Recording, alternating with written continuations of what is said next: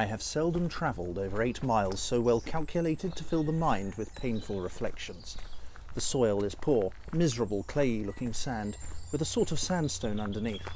It was a bare heath, with here and there in the better parts some scrubby birch. It has been, in part, planted with fir trees, were it as ugly as the heath was, and in short is a most villainous tract. Welcome to St Leonard's Forest. Hello everyone, it's Matt. I'm out on another walk, as you probably guessed. I'm just walking around St Leonard's Forest at the moment, which is between Horsham and Crawley in Sussex. I hope you enjoy this little walk. It is somewhere I know quite well, as I used to live very close to here when I was a boy. I'm also testing out my iPhone 11 Pro for recording and stuff, and I'm doing it without a gimbal, so if it's a bit shaky, don't blame me. Well, you can, but... Today's route sees me walking southwest from Colgate towards McMill's Race and Forest Grange.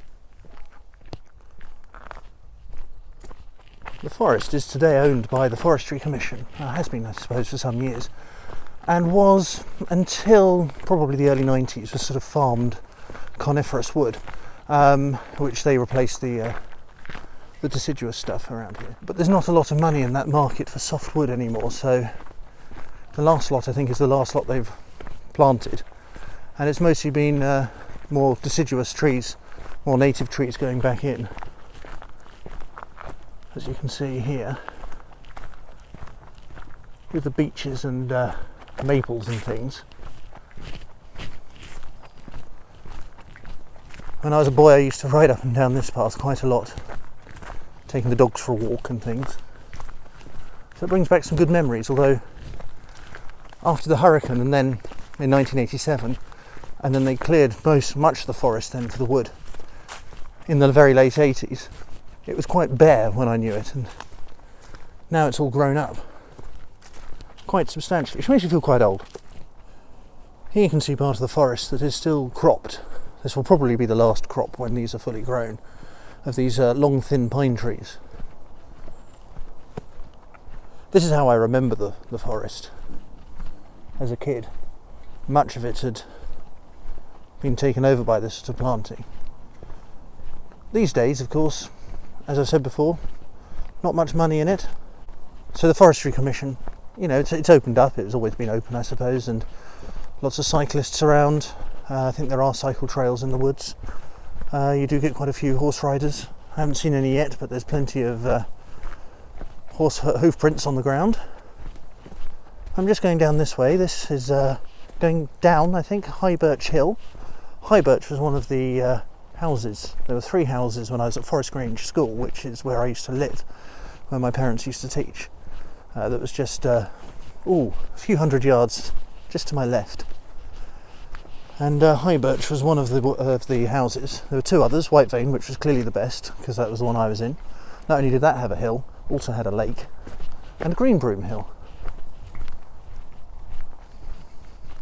The other thing that you do see sometimes in the forest, and I hope these are what I think they are deer tracks. And you do see deer. There are a number of deer in the forest, great herds of deer. And I do remember my dog Ellie chasing them when I was a little boy. Whether I'll see any today, not sure. Now I'm really pleased to have found this. This used to be very fenced off, this lake, when I was a boy.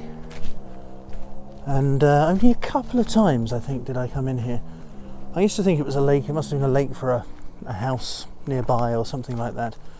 I doubt it's natural. Since recording the video, I've since found out that this was actually a fishing lake for the employees of a department store in London called Arding and Hobbs. But very tranquil.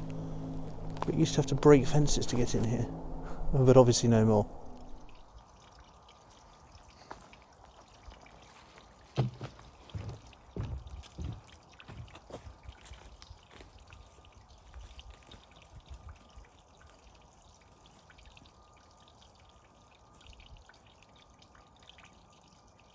If it wasn't for the pylon, I feel like I was walking into Narnia down here.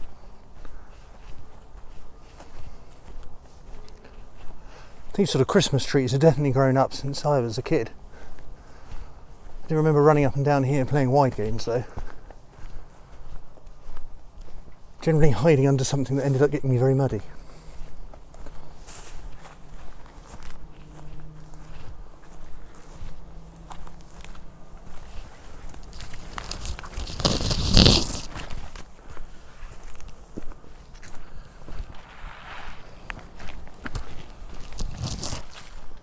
I'm just walking alongside now what was known as the North Field when I was at school and when I lived here.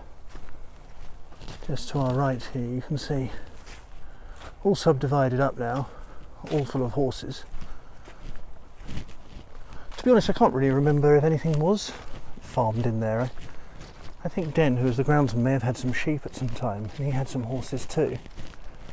But it wasn't subdivided like this. I just have memories of firework displays and the dog chasing the deer across the field.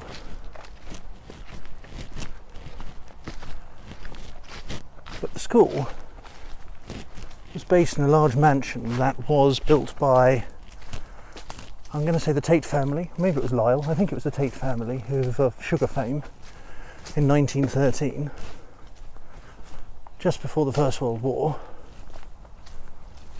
And the classrooms were, well, just through here really. You can just see those buildings in the distance. And they were all from the old sort of stable block and things. They've been converted. The only thing of there that still remains is the water tower, which has now been converted into a house.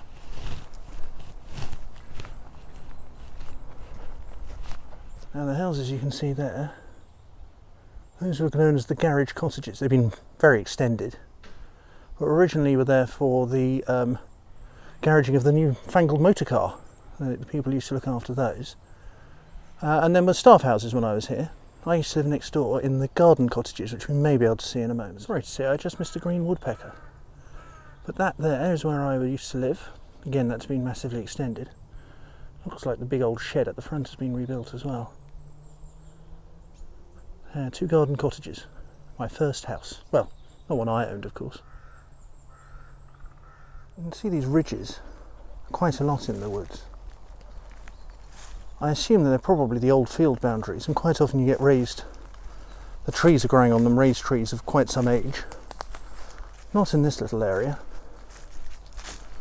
but I suspect they could well be medieval, perhaps later field boundaries or boundaries between different properties.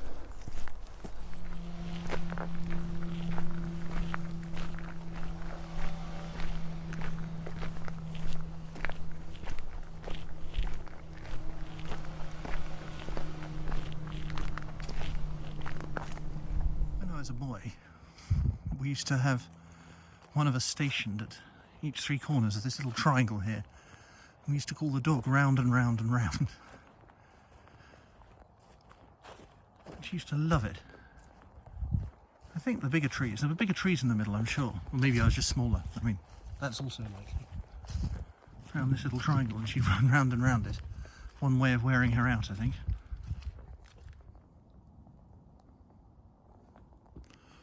Now, one thing you see quite a lot of in these woods, what looks like sort of craters. I mean, what on earth are these? And it is my understanding, although I could well be wrong, that these are the remains of iron workings from when St Leonard's Forest was one of the main areas of the Wealden iron industry in the 16th and 17th century, I think. If I find more, I'll let you know. And I was able to find a little bit more online.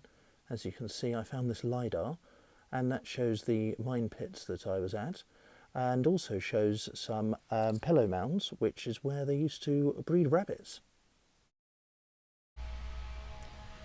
Every time that you want to speak and you're sitting on a bench, someone starts soaring. Anyway, it's the end of the video. Hope you've enjoyed it. I'm just sitting on a dragon at the moment. Maybe more about St Leonard's Dragon in another video, another one of the myths and legends. But I hope you've enjoyed the video, and I will catch up with you guys soon. Please follow, like, subscribe, and I will keep trying to do more. Cheers, bye.